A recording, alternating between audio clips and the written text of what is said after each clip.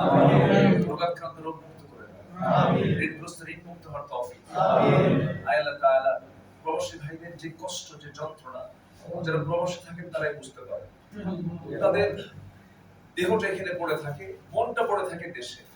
আমার জন কি যেন করছে, আমার ছেলে যেন কি করছে, আমার মেয়ে যেন কি করছে, আমার স্ত্রী যেন কি করছে। আয় আল্লাহ তাআলা তুমি প্রবাসী ভাইদের চিত্তটাকে তুমি যেন শান্ত করে দাও। আমিন। বরকতময় করে দাও। আমিন। প্রবাসী জীবনকে তুমি আল্লাহ রহমতে ঘিরে রাখো।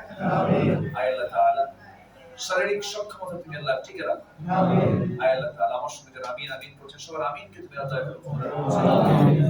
আয় আল্লাহ তাআলা এই দেশের যে সমস্ত নিয়ম কানুন গুলো আছে, রাষ্ট্রীয় যে সমস্ত শৃঙ্খলা গুলো আছে, এগুলোকে মেনে চলার তৌফিক দাও।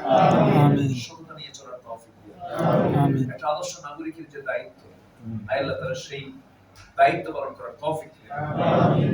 আয় আল্লাহ তাআলা আমার ডানে বামের সামনে আমার যে সমস্ত ভাইরা হাত তুলেছে সবার নাম তো আমার জানা নাই আল্লাহ, তুমি তো অন্তরে জানো, অন্তরের খবরগুলো তুমি মেহেরবানি করে সব নেক মাকসুদকে তুমি দাও। আমিন। যা চাইলাম তুমি আল্লাহ তা আমাদেরকে দিয়ে দাও।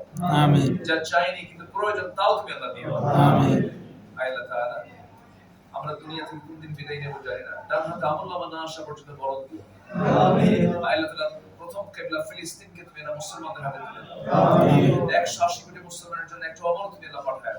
আমিন। আয় আল্লাহ তাআলা সবুজ ভূখণ্ড ৫৬,০০০ বর্গ মাইলের সোনার বাংলাকে তুমি দাও কোরআনের জন্য কবুল আর মনজুর। আমিন। আয় আল্লাহ কোরআনের রাজ কায়েম হয়েছে এমন দৃশ্য দেখার তৌফিক তুমি দাও। আমিন।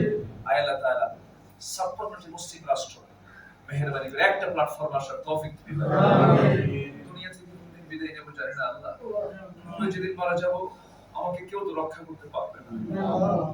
আমাকে টেনে হেঁচড়ে ঘর থেকে বের করে ফেলবে, কাপড় চোপড়গুলো কেচি দিয়ে কেটে ফেলবে, জীবনের শেষ গোসলটা হয়ে যাবে, মরমক সব দেখে দেখে চলে যাবে, কবরে সহায় দেবে, বাঁশ চাপা দেবে, মাটি চাপা দেবে, ২৪ ঘন্টার ব্যবধানে মাথার চুলগুলো খুশে খুশে পড়বে, ৩ দিনে চামড়াগুলো গলে গলে পোকার পেটের খাবার হয়ে যাবে। মাত্র ৭টা দিন পেটের নাড়িভুড়ি সব চোখ মুখ কান নাক দিয়ে বের হওয়া শুরু হয়ে যাবে, কি মাখার চেহারা হয়ে যাবে। এই তেলে এই চুলে কত যত্ন নিয়েছি, এই চামড়ায় কত তেল সাবান লাগিয়েছি, সব মাটি খেয়ে শেষ করে ফেলবে।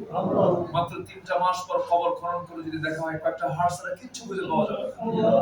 এই যে জীবনের শেষ পরিণতি, আয় আল্লাহ তাআলা মেহেরবানি করে দিন শেষে তুমি ছাড়া আমার কেউ আপন নেই, দিন শেষে তুমি ছাড়া আমার কেউ নাই। মেহেরবানি করে তোমার বন্ধুত্ব করার তৌফিক আল্লাহ আমাদের সবাইকে দিও। আমিন। সুবহান রাব্বিকা রাব্বিল ইজ্জাতি আম্মা ইয়াসিফুন ওয়া সালামুন আলাল মুরসালিন ওয়ালহামদুলিল্লাহি রাব্বিল আলামিন।